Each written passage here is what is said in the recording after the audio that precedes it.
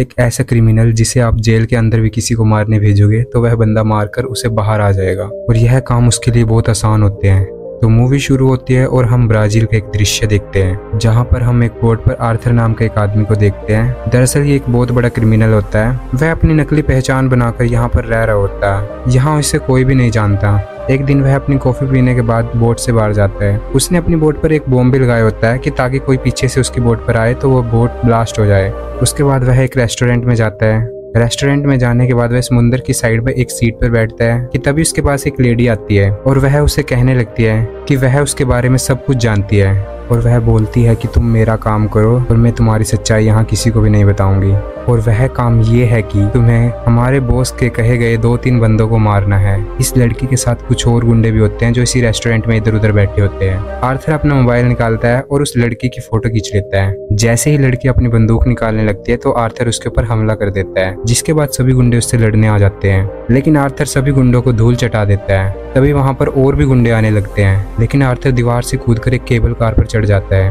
वह लड़की उसे केबल कार के अंदर ढूंढ रही होती है कि तभी उसे पता चलता है कि वह उसकी छत पर है, जिसके बाद वह ऊपर फायरिंग करने लगती है। लेकिन आर्थर तुरंत वहां से कूद जाता है और एक पैराशूट के ऊपर गिरता है। आर्थर जब अपनी बोट के पास जाता है तो तब उसे पता चलता है कि उसकी बोट पर कुछ गुंडे जा चुके हैं, जिसके बाद आर्थर अपनी जेब से बॉम्ब का रिमोट निकालता है और वह दबा देता है और बोट ब्लास्ट हो जाती है। और उसके बाद आर्थर एक जगह पर जाता है जहां उसके बारे में बहुत सी इंफॉर्मेशन होती है, जिसके बाद वह अपनी इंफॉर्मेशन सारी डिलीट कर देता है। फिर वह वहां से एक टापू पर जाता है जहां वह एक लड़की से मिलता है जिसे वह पहले से ही जानता है। दरअसल यह लड़की एक होटल की मालकिन होती है। फिर वह लड़की उसे उसके कमरे पर छोड़ देती है। आर्थर उस कमरे में जाने के बाद अपने एक बैग निकालता है जहां हम देखते हैं कि आर्थर के पास बहुत सी बंदूकें व मोबाइल्स हैं। आर्थर ने उस लड़की की फोटो ली हुई थी, जिसके बाद वह उस फोटो को नेटवर्क पर चेक करने लगता है। आर्थर उसकी पूरी इन्फॉर्मेशन निकाल लेता है जहां उसे पता चलता है कि वह लड़की क्रेन नाम के एक आदमी के लिए काम करती है। तो वहीं हम दूसरी तरफ जीना नाम की एक लड़की को देखते हैं जो होटल की एक मालकिन से दवाइयां ले रही होती है। जीना को काफी चोटें आई हुई थी।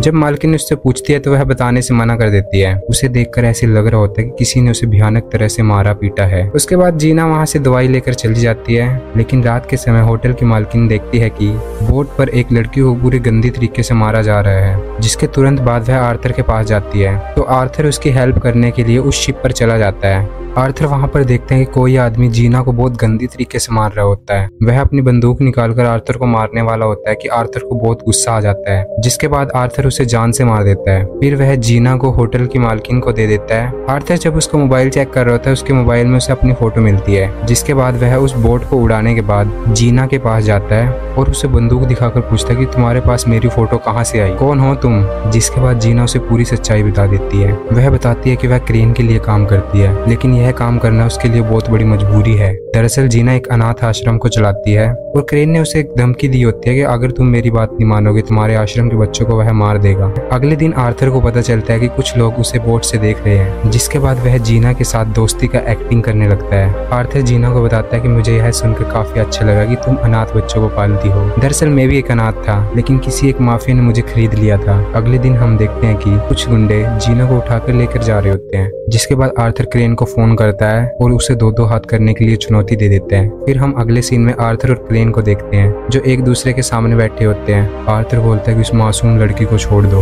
वरना तुम्हारे लिए अच्छा नहीं होगा। क्रेन बोलता है कि छोड़ तो मैं दूंगा, लेकिन तुम्हें उसके लिए मेरे लिए कुछ काम करने होंगे। तुम्हारे लिए सिर्फ 3 छोटे से काम हैं जिसमें तुम्हें 3 बंदों को मारना है, और वह भी इस तरीके से कि वह एक्सीडेंट लगना चाहिए। सबसे पहला बंदा देश का सबसे बड़ा गैंगस्टर होता है और वह अभी भी एक ऐसी जेल में होता है जो दुनिया की सबसे खतरनाक जेलों में आती है। उसके बाद आर्थर अपने काम पर लग जाता है। जो पहला बंदा उसे मारना था वो एक ऐसी जेल में था जिसके चारों ओर समुद्र था और उस समुद्र में ढेर सारी शार्क्स हैं। वह कुछ न कुछ प्लान ढूंढ ही रहा होता है कि तभी उसके दिमाग में एक आइडिया आता है, जिसके बाद वह अपने फेस पर एक टैटू बनाता है। दरअसल यह टैटू एक क्रिमिनल के फेस पे था जो जेल से फरार हो चुका था। जब वह अगले दिन बाहर खुले में घूम रहा होता है तब उसे पुलिस देख लेती है और उसे गैंगस्टर समझकर गिरफ्तार कर लेती है और उस जेल में भेज देती है जिस जेल में वह बंदा था। जब वह उस जेल में पहुंचता है तब उसे पता चलता है कि वह आदमी हमेशा अपने साथ 2 या 3 आदमियों को रखता है। वहाँ एक आदमी आर्थर को बताता है कि उस आदमी का नाम किरिल है। दरअसल उस आदमी ने देश के राष्ट्रपति को मार दिया था, जिस कारण से वो आज जेल में है। जब किरिल को कोई नुकसान करने ही वाला होता है तो आर्थर उसे बचा लेता है, जिस कारण किरिल खुश हो जाता है और वह खाने के लिए उसे इनवाइट करता है। लेकिन जब आर्थर उसके खाने पर जाता है तो वह उसे मौके पर अकेला देखकर मार देता है और अब सबको लग रहा होता है कि उसकी मौत खाने की वजह से हुई है। उसके बाद वह जेल की दीवार में धमाका कर देता है और अपने शरीर में एक अलग सा पाउडर लगा लेता है, जिससे शार्क उसके पास ना पाए, और फिर वह जीपीएस ट्रैकर खाने के बाद वहां से निकल जाता है। दूसरी तरफ हम क्रेन को देखते हैं, जो जीपीएस ट्रैकर को देखकर समझ जाता है कि आर्थर ने अपना पहला मिशन कंप्लीट कर लिया। जब आर्थर एक शिप पर जाता है तो उसे एक वीडियो मिलती है जो जीना की होती है। वह बता रही होती है कि उसके पास 36 घंटे हैं, उसे अगले 36 घंटे में दूसरा मिशन कंप्लीट करना होगा, नहीं तो यह लोग उसे मार डालेंगे। क्रेन उसे दूसरे आदमी की डिटेल्स भेज देता है। दूसरे आदमी का नाम एड्रिन होता है। यह आदमी काफी अरबपति होता है और यह एक बिल्डिंग के टॉप पर रहता है जो 5 स्टार होती है। इसकी खिड़कियां भी बुलेट प्रूफ होती है और इस बिल्डिंग में चारों ओर सेंसर ही सेंसर लगे हैं। फिर हम आर्थर को देखते हैं जो उसी बिल्डिंग के टॉप फ्लोर से नीचे वाले कमरे को खरीदने के लिए चला जाता है। वह उस रूम की चाबियों की नकल उतार लेता है। फिर उसके बाद वह कांच तोड़ने के बॉम्ब बनाता है। फिर हम कुछ देर बाद देखते हैं जहाँ पर वह एक सफाई कर्मचारी बनकर आता है और उसके बाद वह खिड़कियां साफ करने के बहाने खिड़कियों के बाहर चला जाता है और धीरे धीरे करके एड्रिन के स्विमिंग पूल के नीचे चला जाता है और वह स्विमिंग पूल के नीचे बॉम्ब फिट कर देता है। जैसे ही एड्रिन उसमें नहाने लगता है तो तभी उसकी स्विमिंग पूल से नीचे गिरने के कारण मौत हो जाती है और अब आर्थर का दूसरा मिशन भी कंप्लीट हो चुका होता है। दूसरा मिशन कंप्लीट होने के बाद जीना उसे एक वीडियो भेजती है जिसमें जीना चालाकी से अपनी बोट का नंबर दिखा देती है। इसके बाद आर्थर एक हेलीकॉप्टर से उस बोट पर चला जाता है और कुछ गुंडों को मार गिराता है, लेकिन तभी क्रेन के दूसरे गुंडे उसे पकड़ लेते हैं। इसके बाद क्रेन बोलता है कि इस बार तो मैं तुम्हें माफ कर दूंगा, लेकिन अगली बार तुमने ऐसा किया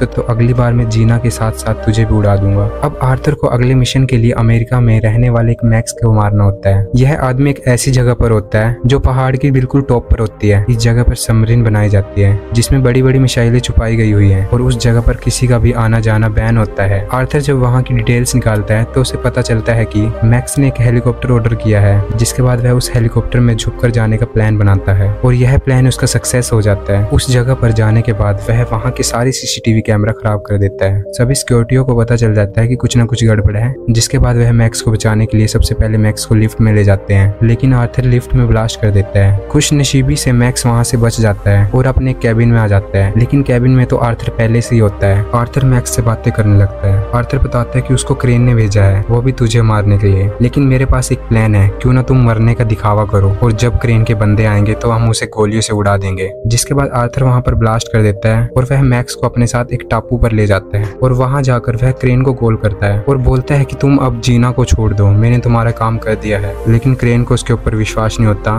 तो वह बोलता है कि जब तक मैं उसकी लाश ना देख लूं तब तक मैं जीना को नहीं छोड़ूंगा। जिसके बाद आर्थर बोलता है कि उसकी लाश सबमरीन में पड़ी है। फिर हम देखते हैं कि क्रेन अपने बंदों को उसकी लाश देखने के लिए भेज देते हैं, लेकिन जब क्रेन के आदमी वहाँ पर पहुँचते हैं तो आर्थर वहाँ पर ब्लास्ट हुए अपनी गोलियों से उनको उड़ा देता है। उन सभी गुंडों को मारने के बाद आर्थर क्रेन के शिप पर जाता है। सबसे पहले आर्थर क्रेन के सभी सिक्योरिटी गार्ड्स को मार देता है, जिस भी जीना को भी एक गोली लग चुकी थी। जिसके बाद क्रेन उस बोट में लगा हुआ बॉम्ब एक्टिवेट कर देता है। आर्थर जल्दी से जीना को एक ऐसे डब्बे में बंद कर देता है जिसका कोई कुछ नहीं बिगाड़ सकता और वह शिप से अलग कर देता है और अब क्रेन और आर्थर की काफी लड़ाई होने लगती है। धे घुसा धे मुक्का धे घुसा। धीरे धीरे टाइम निकलता जा रहा होता है और कुछ ही देर बाद वहाँ पर बहुत बड़ा धमाका होता है। कुछ समय बाद मैक्स के आदमी उस बोट के मलबे को बाहर निकालते हैं। फिर हम आज से कुछ दिन बाद देखते हैं जीना अपने अनाथ बच्चों के पास थी कि तभी उसका ध्यान आर्थर पर जाता है और जहाँ उसे पता चलता है कि आर्थर भी अभी जिंदा है। दरअसल बॉम्ब ब्लास्ट होने से पहले आर्थर शिप के एक ऐसे हिस्से में चला गया था जिस हिस्से में बॉम्ब उसका कुछ नहीं बिगाड़ सकता था और यहीं पर हमारी मूवी एंड हो जाती है। तो दोस्तों, आपको वीडियो कैसी लगी? वीडियो को लाइक करके कमेंट में जरूर बताना और चैनल को सब्सक्राइब करना मत भूल जाना। Thank you for watching.